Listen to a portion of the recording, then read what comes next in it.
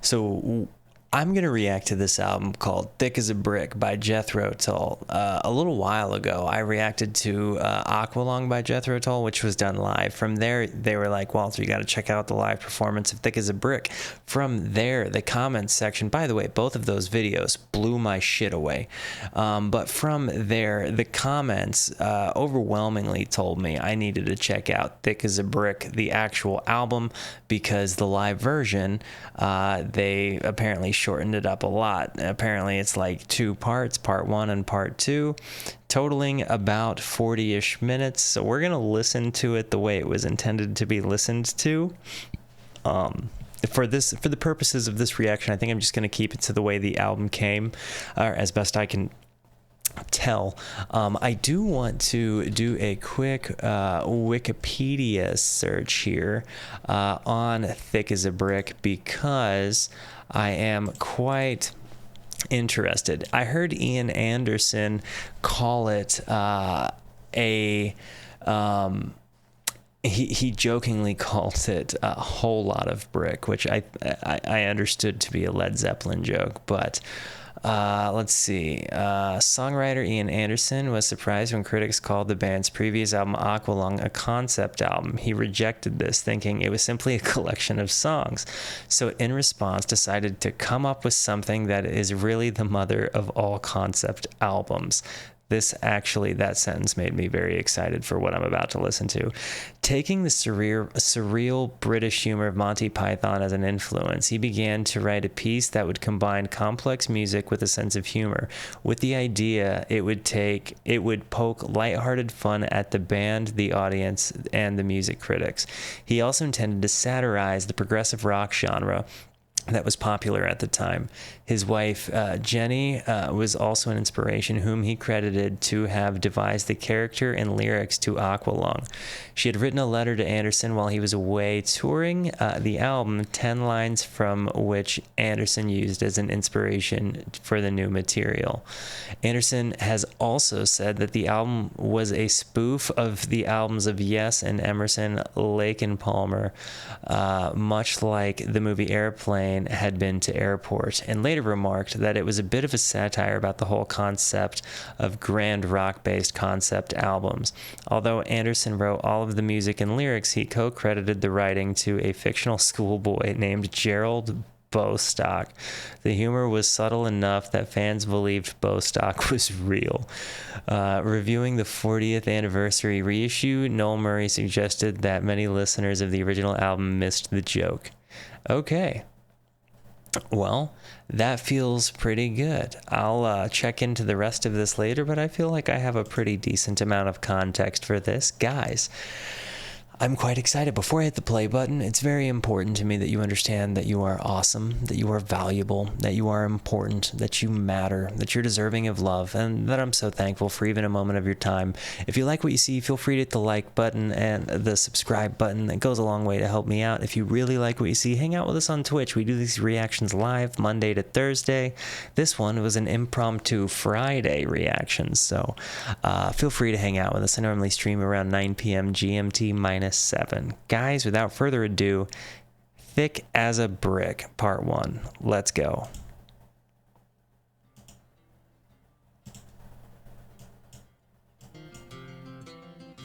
Lost some volume there at the beginning.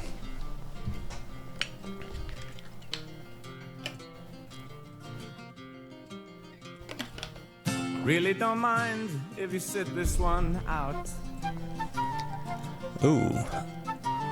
My words but a whisper, your deafness a shout. Ooh. I may make you feel, but I can't make you think. Your sperm's in the gutter, your love's in the sink. So you ride yourselves over the fields, and you make all your animal deals, and your wise men don't know how it feels to be thick as a brick. I love this acoustic walk. I love the whimsical flute sounds, like the bombastic drums of boom, just in your face. Like, this is immediately just really cool.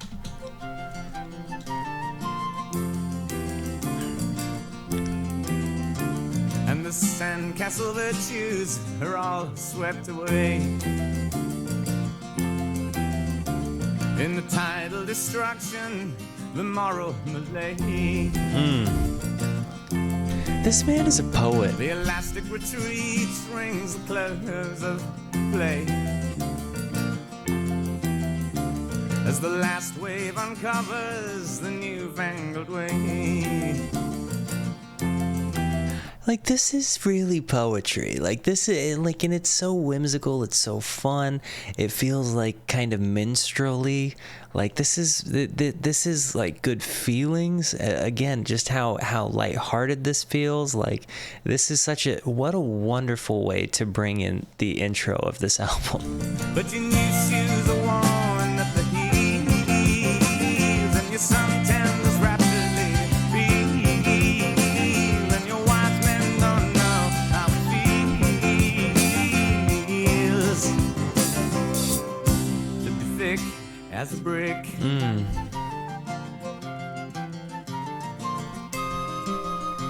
Ooh.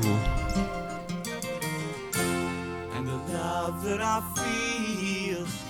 So the doubling voice at the beginning of that and the love that I feel coming out of To Be Thick as a Brick, it's interesting because when they were live, you could see you could see Anderson would step on a pedal to make his voice double up, and it's just cool to see like the things in the album that they traveled with, that they were able to recreate live, because obviously he couldn't play the flute while he was in the middle of playing the guitar bits. And Mav has redeemed giving Clarky a treat, which is perfect because now YouTube will get to see that if you join us on Twitch, you can give Clarky a treat. Hey Clarky. Hang on, Bubba. There you are. Oh, hang on. There we are. Oh, there we go. Clarky.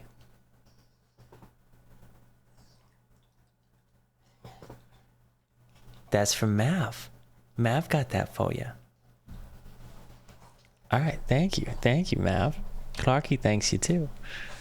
That was wonderful. All right, guys, yeah. Shout out to Clarky. He says hi to everybody. And listen to the way Ian Anderson doubles his voice up here. And the love that I feel is so far away. I'm a bad dream that I just had today.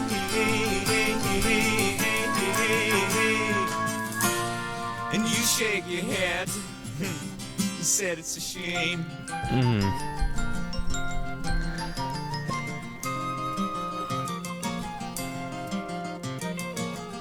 Spin me back down the years and the days of my youth.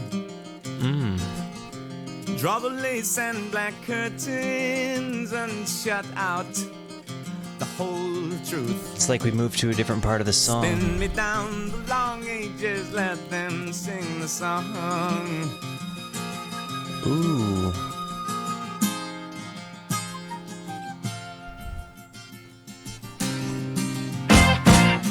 Ooh.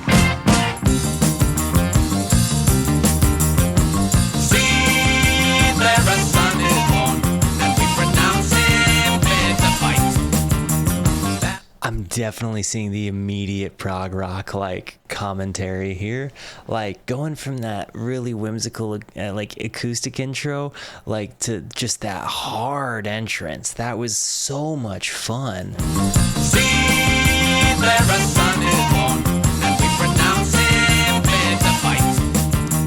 There are black hands on his shoulders, and he feels himself in the night.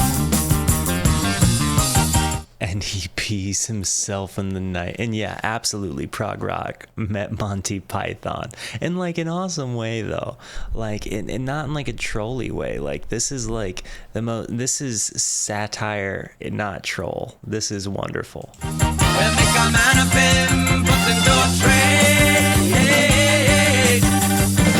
Teach him to play Monopoly and how to sing in the rain.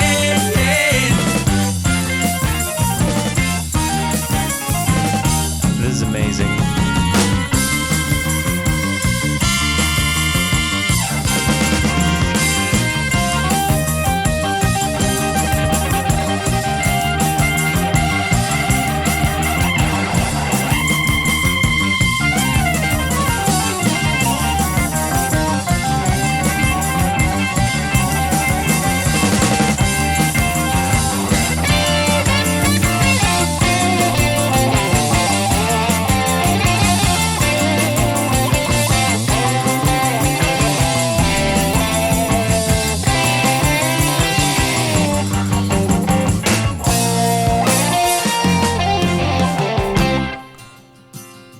Oh my God. Like going all that whole instrumental right into that little soft acoustic thing. Like that was so dope. Like that, like literally that last sentence.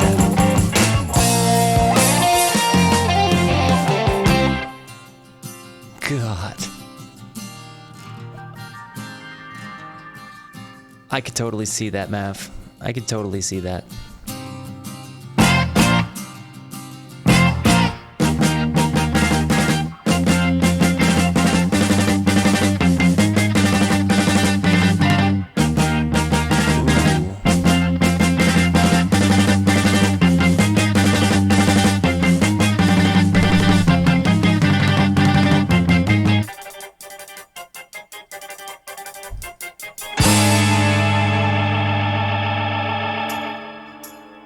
This is so cool.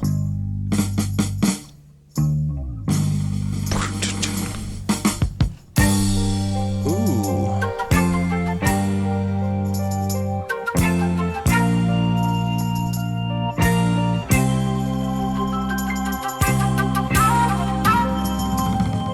Here's the flute.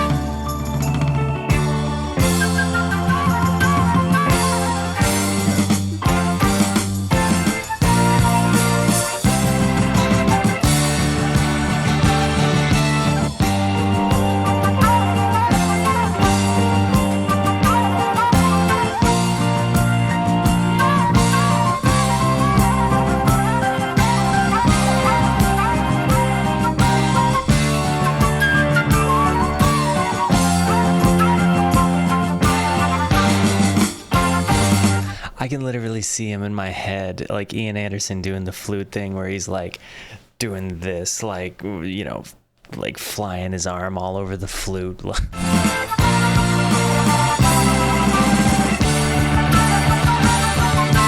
poet and the painter casting shadows on the water as the sun plays on the infantry returning from the sea. The doer and the thinker, no allowance for the other, as the failing light illuminates the mercenaries' creed. A home fire burning. I gotta be honest with you. I'm willing to bet you that this inspired like Wish You Were Here by Pink Floyd, because there's different, like without the trumpet, there's different elements of this, like, and maybe it's the prog rocky thing, maybe it's the psychedelia thing, or the seemingly psychedelia thing, because I know that like Ian Anderson wasn't into the drug scene at all. But like there's something here that makes me think that Floyd learned something from Tull. The mercenaries' creed, a home fire burning, the kettle almost boiling, but the master of the house is far away. The forest is stamping, their warm breath clouding in the sharp and frosty morning of the day. And the poet lifts his pen while the soldier sheathes his sword. And the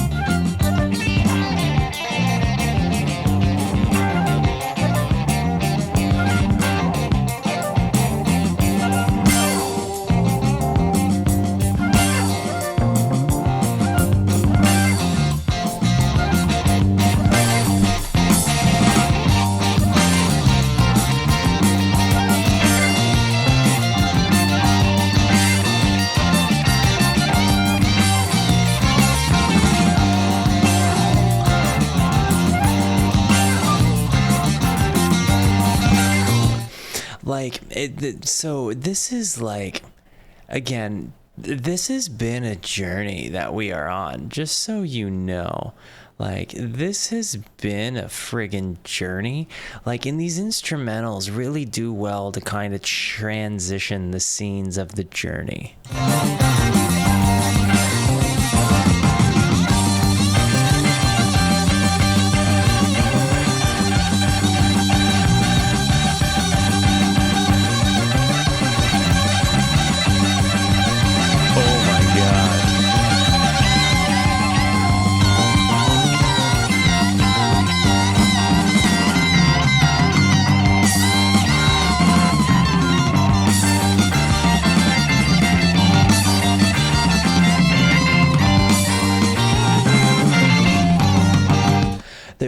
Just so you know, if you listen, there are two different guitar solos happening in either ear at that part. In your left ear there's one, and in your right ear there's another, and it's kind of tripping me up here.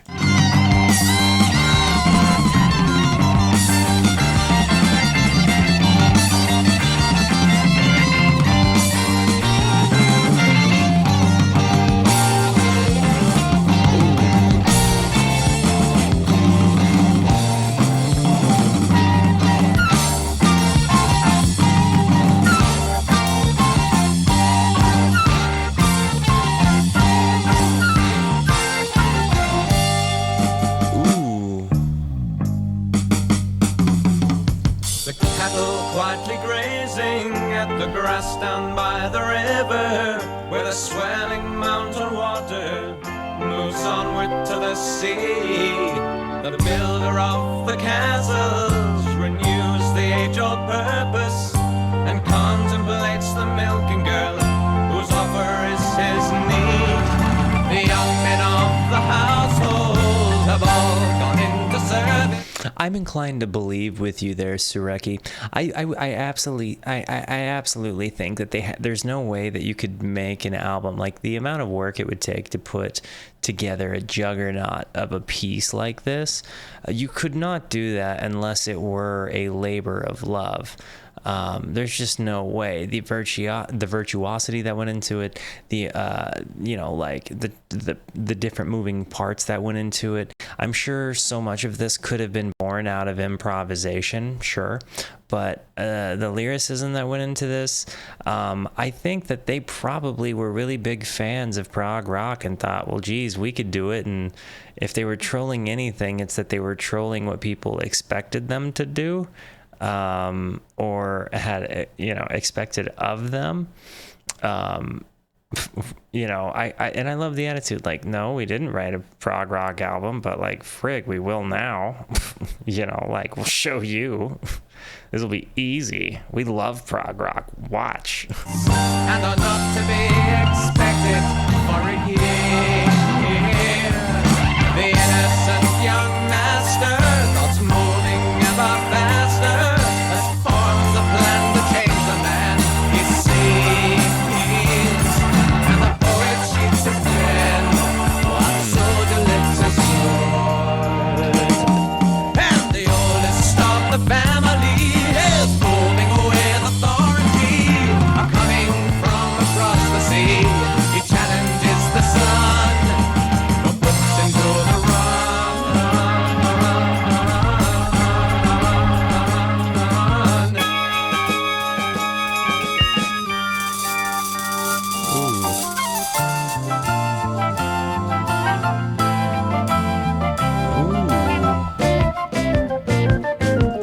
The bass line, the organ stuff that's been happening this whole time also, there's so many little earworms in here to pick out, which is so cool. Like, I really respect when albums are not just like you can listen and easily miss stuff because it's all just kind of happening. Here, there's so many elements of surprise to the music, and I think it keeps you so captivated.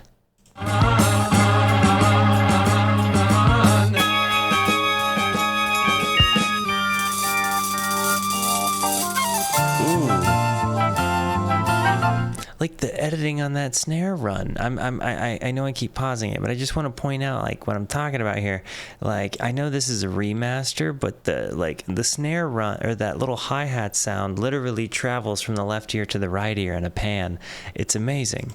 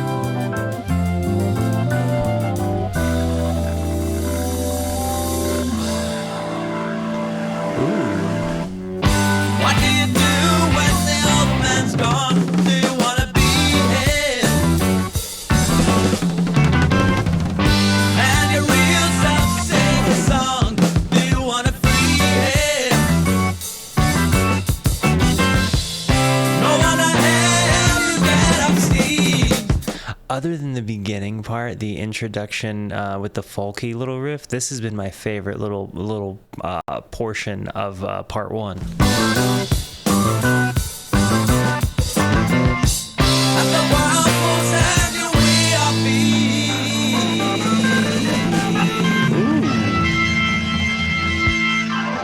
The organ run.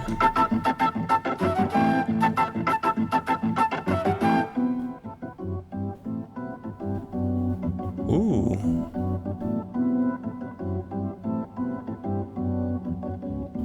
Yeah, so much of this has to be born out of improv, right? Like just jamming with your band.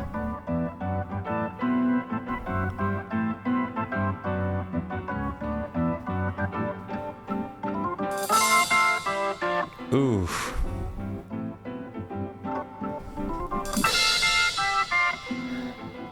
All right, listen to these things as they're happening too, because like that's that hi-hat run in again. It did the same exact thing where it travels to ears. I want you to be listening to like try to pick out little specific sounds and like follow them in your ears. Like if it passes through your brain, it means they're panning that sound. So if it goes from one ear through your brain to the other ear, that's what I'm talking about. And that's what makes music so fun to me and so visually appealing. When stuff like that happens, pans and stuff, the mastering on this is just so good.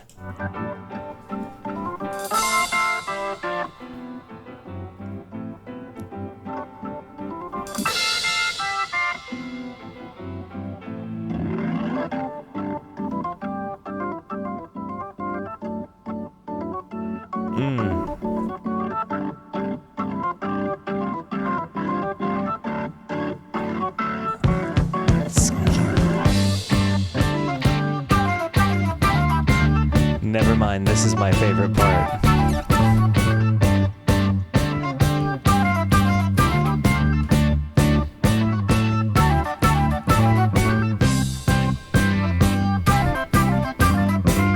It's doing it with the flute here too.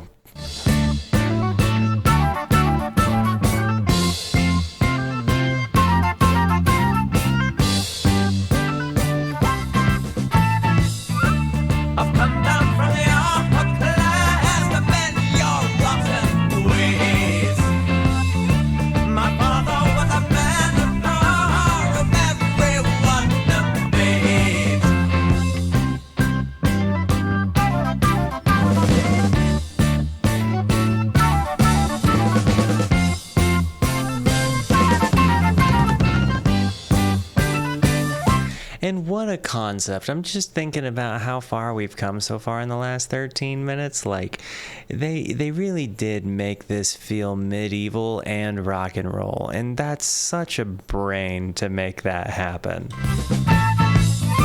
So come on, now, you criminals, I've got to put you straight. Just like I did with my old man 20 years too late.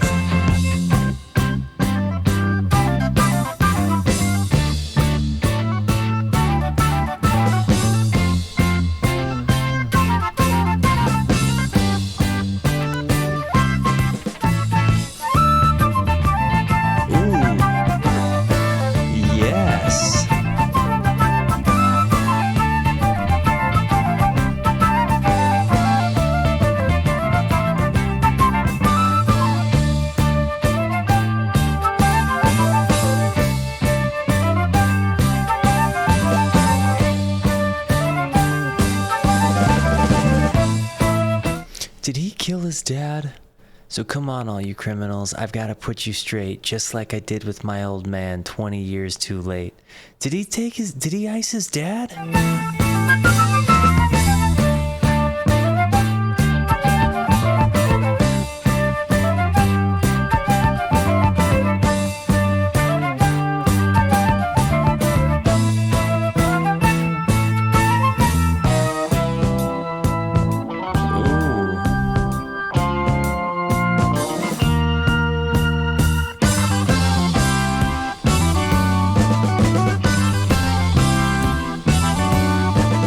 I can remember this in my head from the concert with him doing stuff like,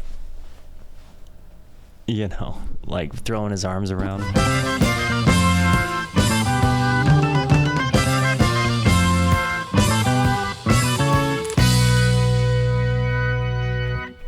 Yeah. I mean the character in the story.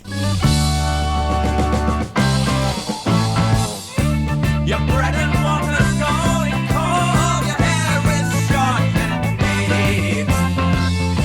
I'll count you all and make them sure that no one judges me.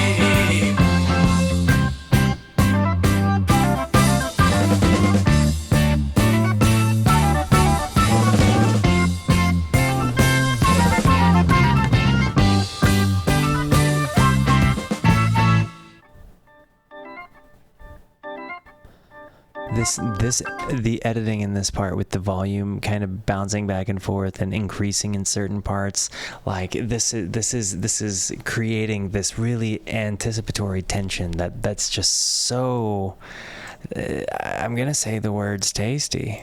The word tasty.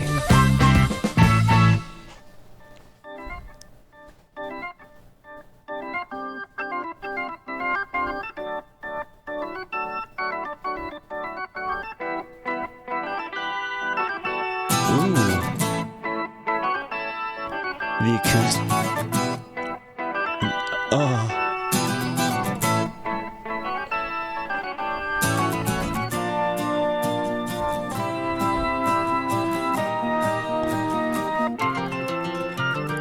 We're back. Oh my god. That little riff, do-do-do-do-do-do-do-do, it literally rings a tuning fork in my goddamn loins.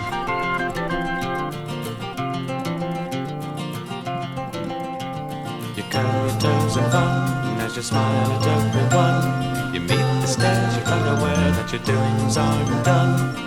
And you laugh most ruthlessly as you tell us what not to do. But how are we supposed to see where we should run?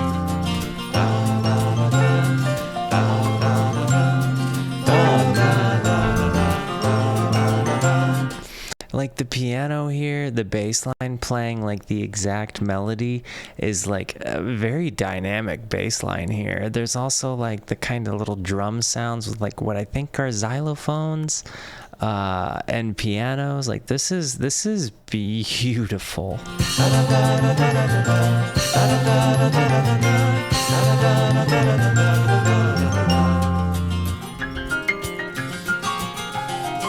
Ooh.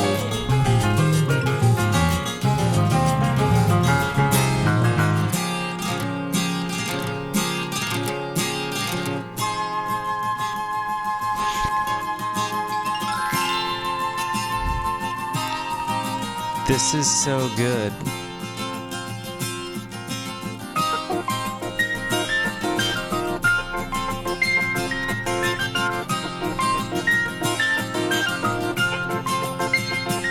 I see you shuffle in the courtroom with your rings upon your fingers and your downy little sideys and your silver buckle shoes.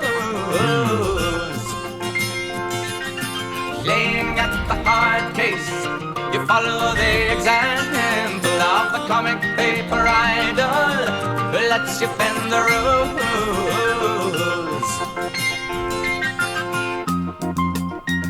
Ooh, listen to this bass line.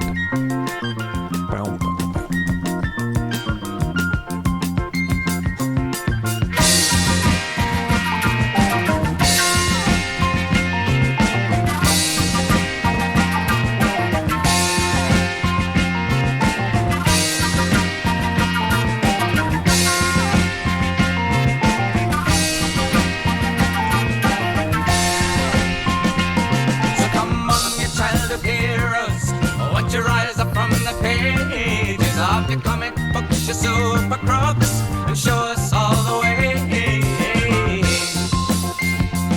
Well, make your will and testament. I want you to join your local government. We'll have Superman for president. Let Robin save the day. I kind of like the commentary there too. We'll have Superman for president. Let Robin save the day. You put your bet on number one and it comes up every time. The other kids have fall back down and they put you first in line. So you finally ask yourself just how big you are. And you take your place in a wiser world, a bigger moon that cars. Now you wonder who to call on.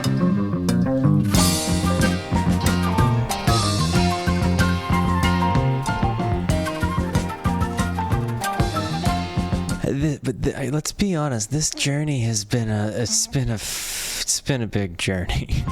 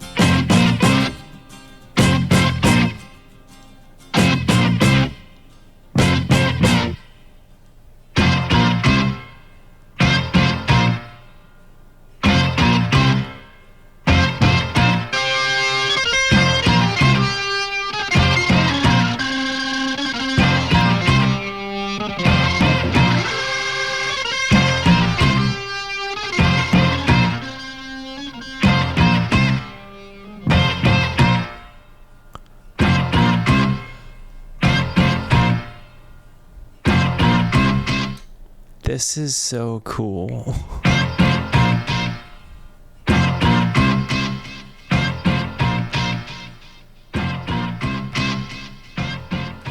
I think it's a tape delay.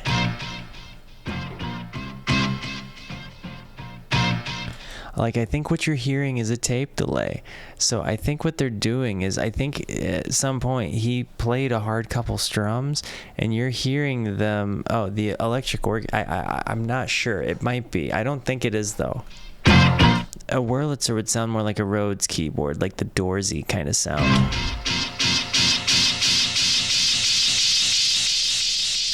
That's definitely a tape delay, I heard. They spit that junk out that you hear right now, and it's one of my favorite noises ever. That's why analog sounds so cool to me. So, okay, by the way, now that we've finished Thick as a Brick Part 1, I just want to go ahead and say that I think that this is probably the most underrated album that people knew about and didn't tell me about. I'm halfway through it, but this is a piece of rock and roll genius that I should have been made the wiser to significantly earlier in my lifetime.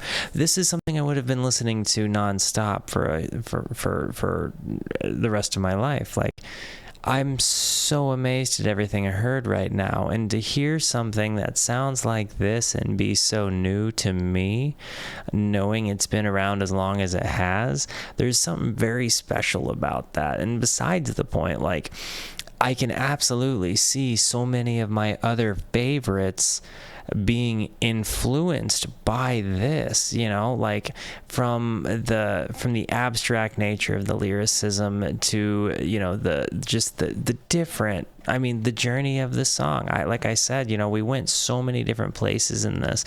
It didn't have like the conventional form of radio. So like, you know, it didn't have just a 3-minute verse, chorus, pre-chorus, whatever, bridge. It had like substance to it. Like it was so awesome. I mean, I'm really, really, really taken with this work. I'm so excited for part 2. I'm literally inspired right now. Just so you know. And Dean, yeah, I think you're right about the flutes in the conversation. I think he probably played both parts though, unless they had 2 flute players. I'm not sure.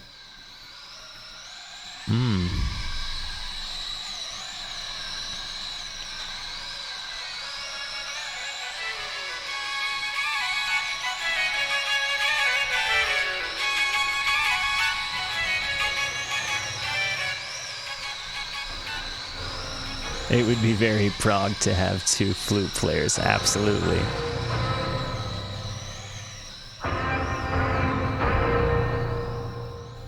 This is ominous.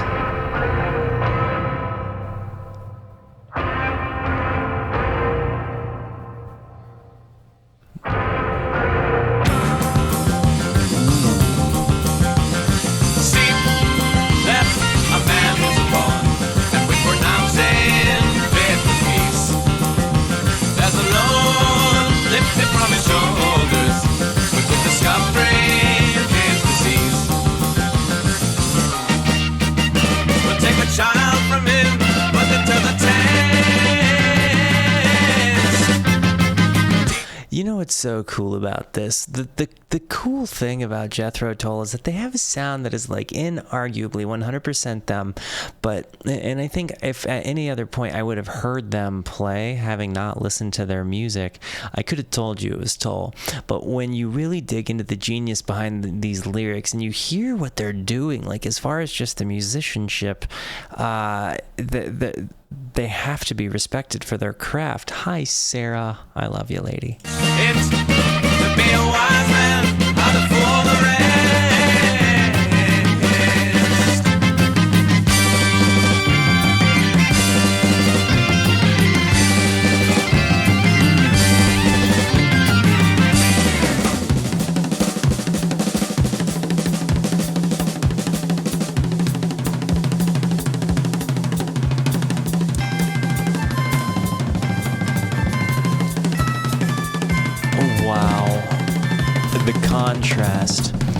The contrast here between the friggin' heavy drums and then this like uplifting, childish kind of like nursery rhyme sounding flute. It's so interesting. Like you've got Santana at Woodstock vibe drums with the flute here.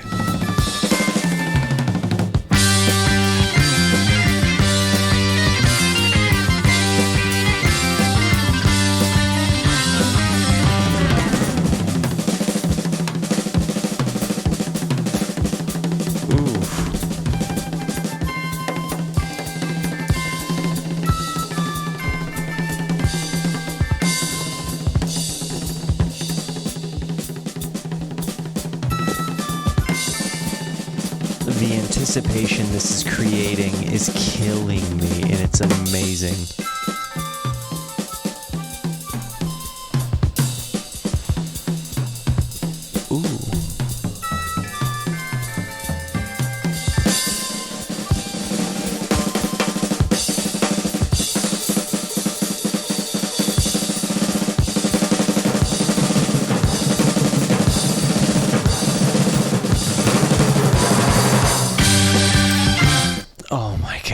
So worth it. Oh my God. I'm going to go back and hear it again. The whole thing. I'm kidding. I'm just going to go back a little bit. I wanted to hear that. That was so good.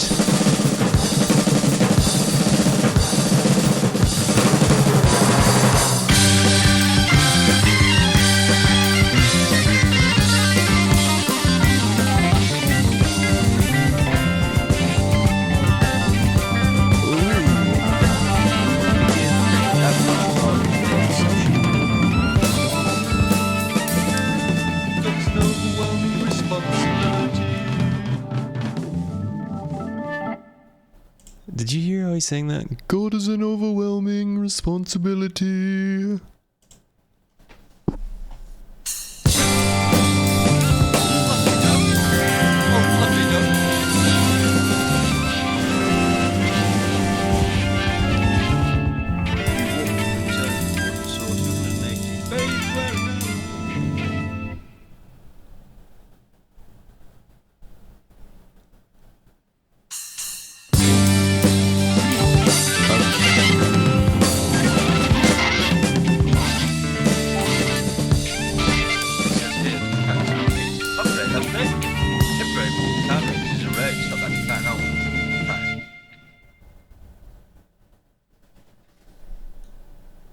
These little bits are interesting. We're back! Oh my god! This sound just literally... It fills my fucking soul, that little guitar run. In the clear white circles of morning wonder, I take my place with the Lord of the Hills, and the blue-eyed soldiers stand slightly discolored in neat little rows sporting canvas frills. Like, in the clear white circles of morning wonder, I take my place with the Lord of the Hills, and the blue-eyed soldier stands slightly discolored in neat little rows, sporting canvas frills. Like, this is such poetic wording. It's just like when you slow it down and you just take away this complex and beautiful musicianship with all of these different kind of whimsical inspirations, it's fucking poetry. It's amazing.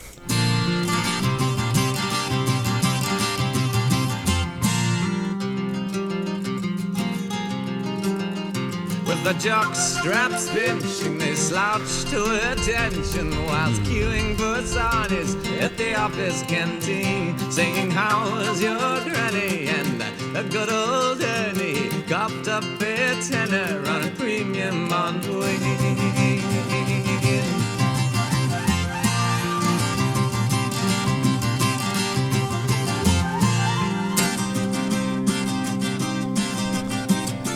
Ooh.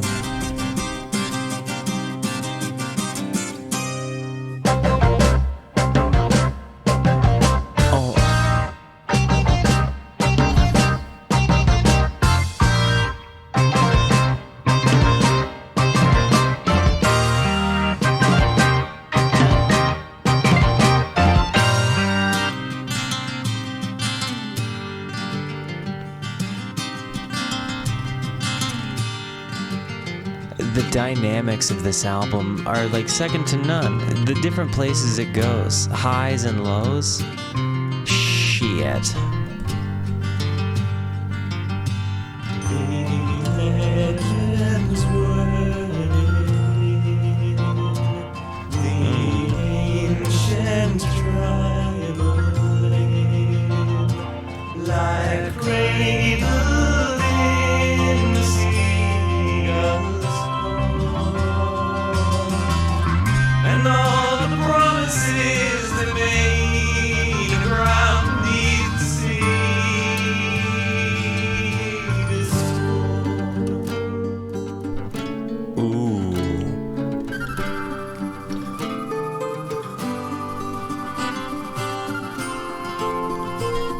The flute here is amazing.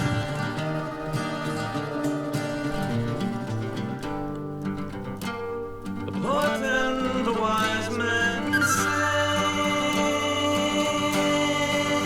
behind the gun, behind the gun.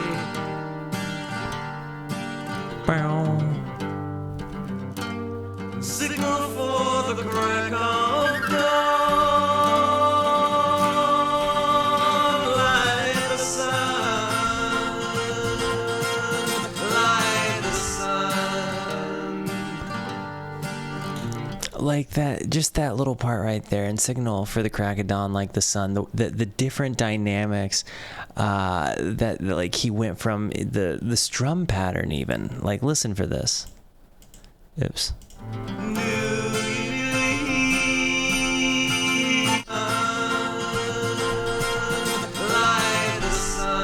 There, he switched strum patterns. That's not easy to do. That's not easy to do.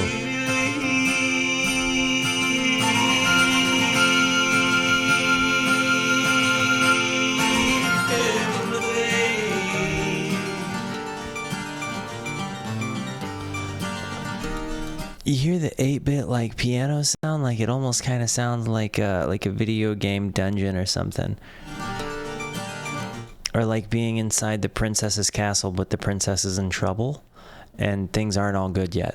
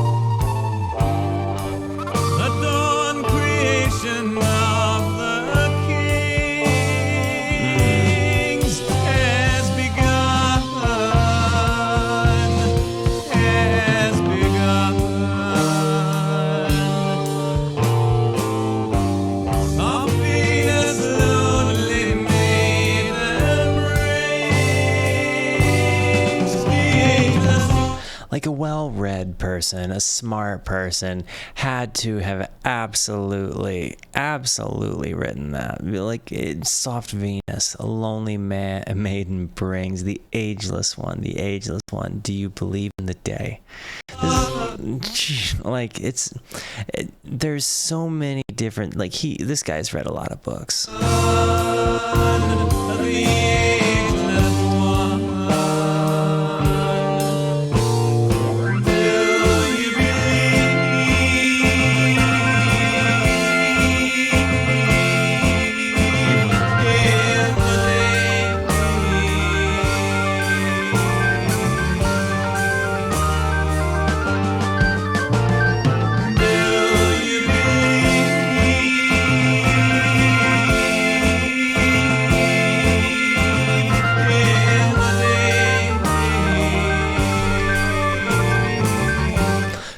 Milwaukee, what is up? And yes, Tull, I gotta be honest, I've never heard Thick as a Brick, and I'm really frustrated that I haven't heard it before now. 32 years of life I have wasted not listening to this album. This has really been like, this is a timeless classic. I see so many of the influences in the music that I would be listening to riddled throughout this, like, to the point that I'm literally sitting here listening to this convinced that the music I love and know does not exist without this album. The fading hero has returned to the night,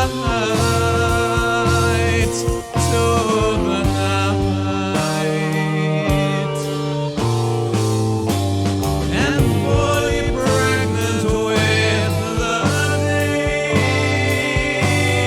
Wise men in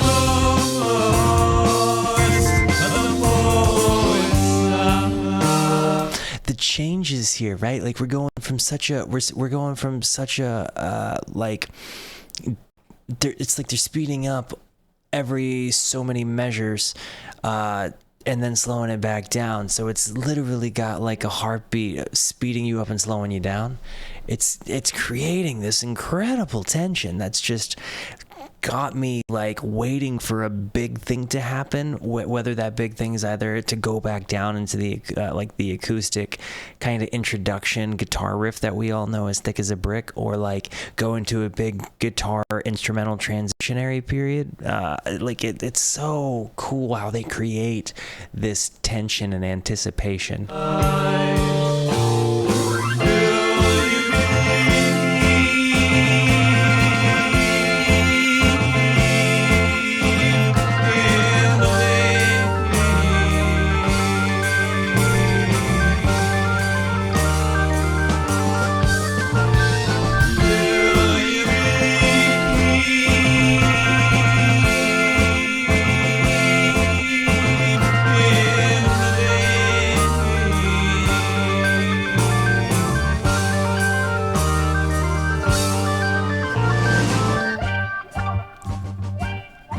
Like, as I'm sitting here listening to this, an album that stands out to me, like from the Decemberists, I don't think the Decemberists would have done the Crane Wife without an album like this happening.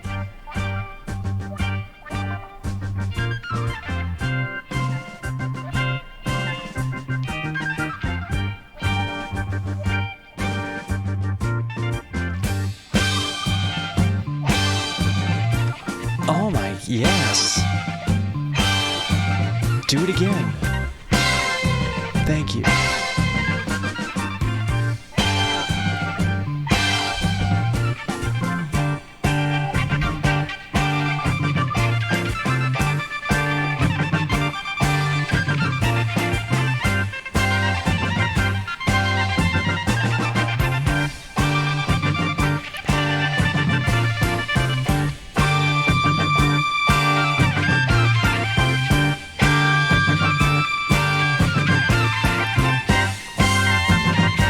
I don't know why they would have played Aqualung without a flute.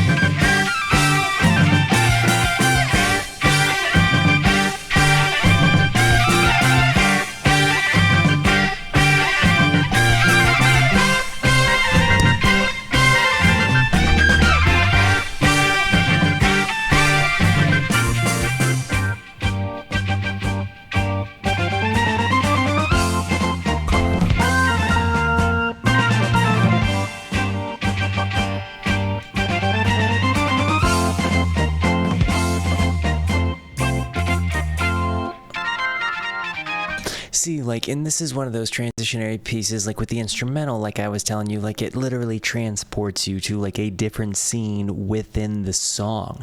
So like there is this really cool, like, you know, you go through all of these different lyrical dynamics, and then big instrumental with some repetition, some anticipatory like tension building elements, and then like you're into another phase. And it's so cool how like they literally, it's yeah, I don't know, it's like a loading screen within this thing, but it's like an appealing loading screen. Again, the way it kind of sounds carnival-y here, almost, is very exciting.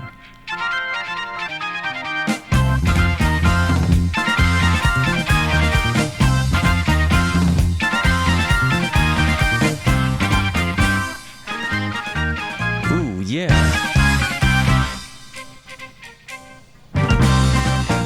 Let me tell you the tale of your life, of your love and the guts of the knife, the tireless aggression, the wisdom instilled, the desire to care and be killed. Well, let me sing of the news that's full line in the street as the last bus goes by.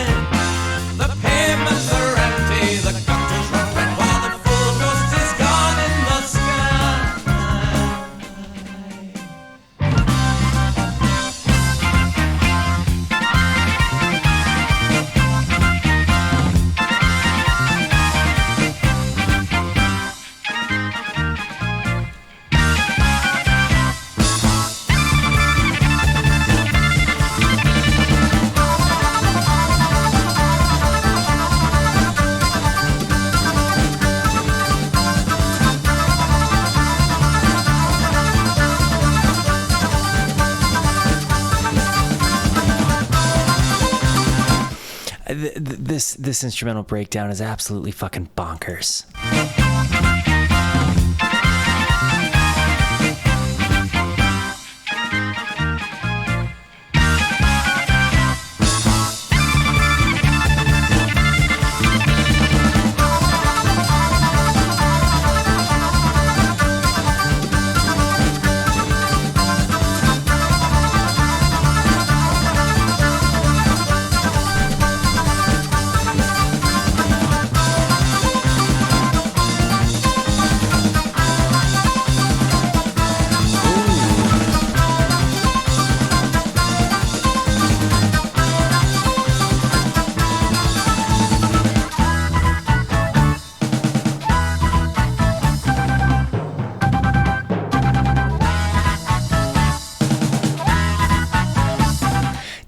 Tour this as a as like an entire, like when they did the tour for this, were they playing this whole album straight through, and then when they came out with new material later on, they started breaking up Thick as a Brick into a more consumable piece, or were they always playing their like other songs along with this one? How did it work for those guys?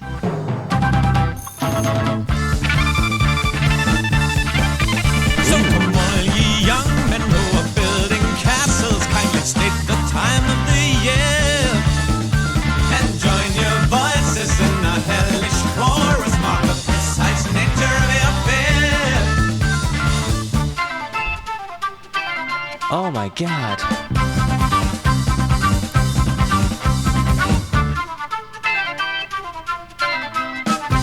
The interaction between the flute and the organ is again just a second to none kind of shindig here. Like when you hear how tight they are, and of course, like this is during an analog recording process. Like they didn't have digital recording in '72. This is all done on a fucking tape with people using their actual fingertips to play these things.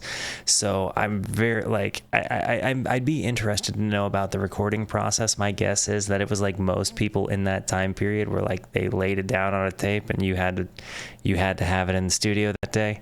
But if they all played it together at the same time, that would really just separate this. So yeah, if you're in the comments, would you please tell me if you know anything about the recording process for this? Tell me what you know. Oh my God.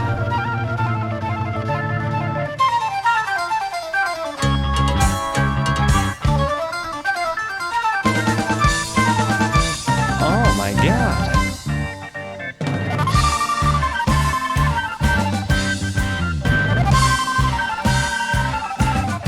Like to get the flute to be that direct, like that's so spot on. It sounds computery, but I know that that's not something he can do in that time period.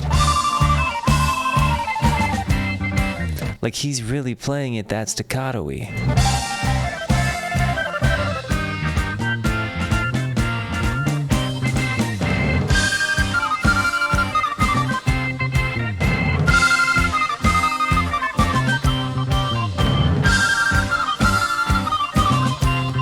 That's a doubled up flute. Sorry, there's two flutes.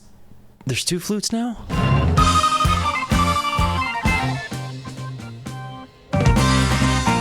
Let me help you to... Did you hear that volume swell? I know I keep pausing it again, but they just keep doing unique things. But like, so they lowered the volume lower than where it was before that transition. Then they raised it to bigger where it was than it from before it dropped off. Listen.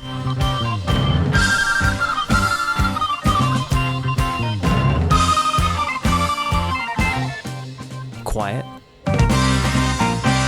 Louder than it was. Let me help you to pick up your dead, as the sins of the fathers are fed with the blood of the fools and the thoughts of the wise, and from the pen under your bed. Quiet. Well, let me make you a present of song, as the wise man breaks wind and is gone, while the fool with the hourglass is cooking his goose and the nursery rhyme winds along.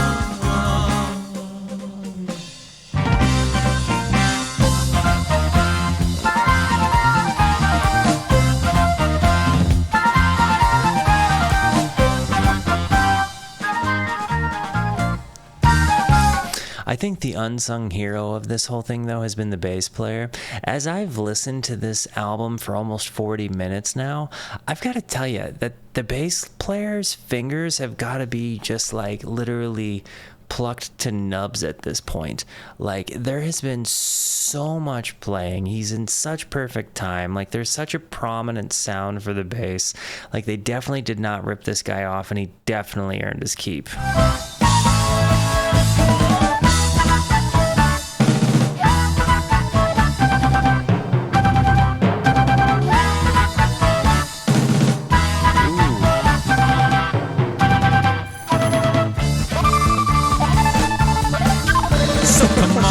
Young men who are building castles, kindly state the time of the year, and join your voices in the hellish chorus, mark the precise nature of your fear. See the summer lightning cast its bolts upon you, and the hour of judgment draweth near. The Shakespearean writing, the friggin' freight train drums. Like, this is gnarly. Would you be the fool stuck in the suit of armor, otherwise a man who rushes clear?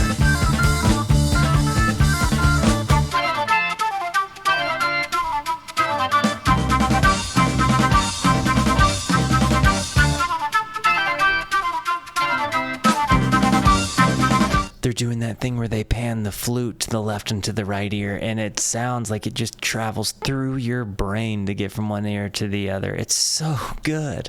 Like, the mixing and mastering for the processing that they had at this time period, I don't understand how they did it with the technology.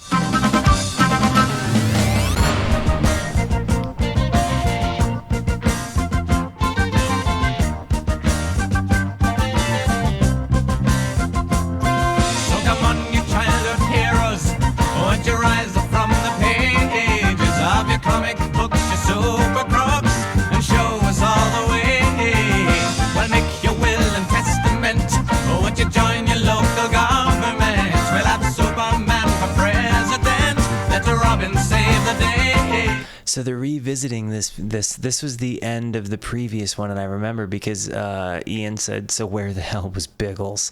I have no idea who the hell Biggles is supposed to be, but I remember all of this, the local government thing. I like how they're being self-referential as well. You hear me comment on that in a lot of the different music I react to. When an artist is self-referential, that just, it does a certain something for me that really makes me appreciate it. It adds a little bit of a flavor to a performance, to a song, and I like that they're revisiting and again being self-referential here.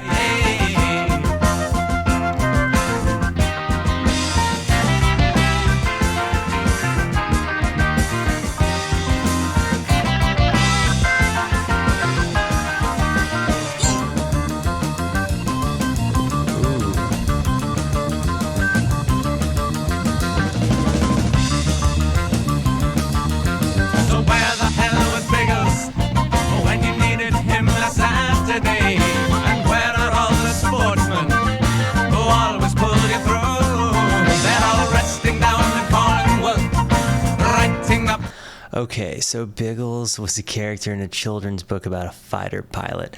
Thank you for clarifying that for us Americans over here. The man was for a paperback edition of the Boy Scout Manual.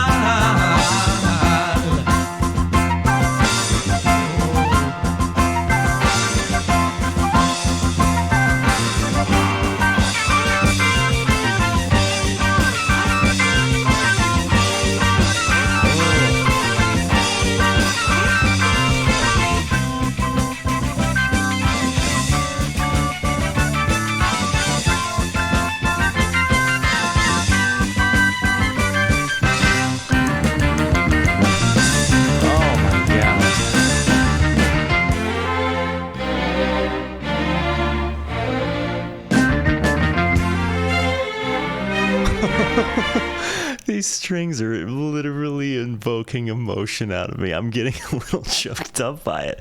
It was just such a beautiful uplift after that whole journey there. Like, I'm really moved.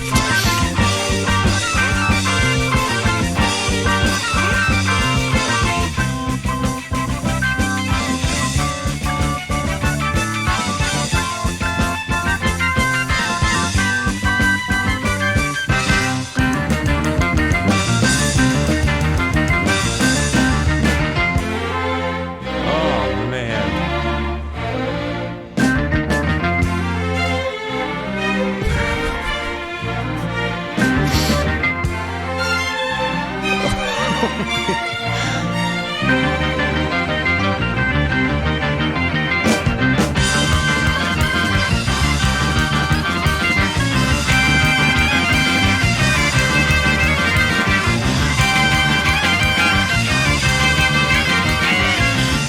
my God.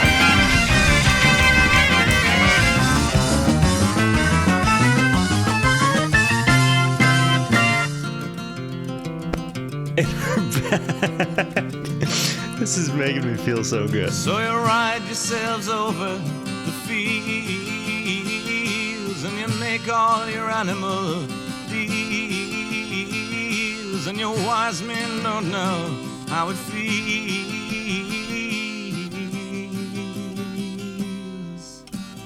to be thick as a brick. Oh my God. This was incredible. This was incredible. Like, I cannot believe it has taken me this long. Like, I'd heard Aqualung. I knew I liked Aqualung. I knew I enjoyed the performance. I really enjoyed the live performance. I really enjoyed the much more minimal live performance of this. But I think that this is probably the definitive album of concept albums. I think that this is maybe the quintessential concept album. If you were to describe to somebody what a concept album is, and I think I probably would have said beforehand it would have been like Dark Side of the Moon, just for somebody's easy sake of brain, right? But like, I think that if I'm describing a concept album, as whimsical as this is, as you know, satirical as it is, it was so good as a satire. It was, I think, better than most other prog rock albums. Like, better. I don't know. I'm having a hard time. Like, I really do feel moved. Like, I actually feel like I just heard a masterpiece. Like, that's, and, you know, there's been a couple of, like, reactions I've done that have just really had me speechless. Like, a couple of albums, a couple of, like, isolated songs, sometimes one-liners just really, really hit me. But this one is actually, like, some, yeah, I really, I'm moved. This one might have become a top 10 off of a first listen to me. Like, I'm gonna invest a lot more time into this, and it's Tull. Like, I'm amazed at how much I like them for how little I've heard them. And so yeah, wait, you thought our last album was a concept album? Well, you son of a bitch, I'll show you a concept album, and I'm gonna make it better than anyone ever did one before. And again, for Ian Anderson to have written this as a sober man, like, without the influence of drugs, I think is a really amazing thing. I'm sold on Tull as an entire collection of a band of the person that is Ian Anderson. I think that this is gonna be a rabbit hole for me. Again, this was a masterpiece. This deserves to be further investigated, guys. Thank you so much for being here. If you liked what you saw, again, feel free to hit the like and the subscribe button. It goes a long way to help me out. If you really liked what you saw, join us on Twitch. Those people are the best, and they have great taste in music, and you'd probably be among kindred spirits. Guys, I love you. Be the best until I see you next. Goodbye.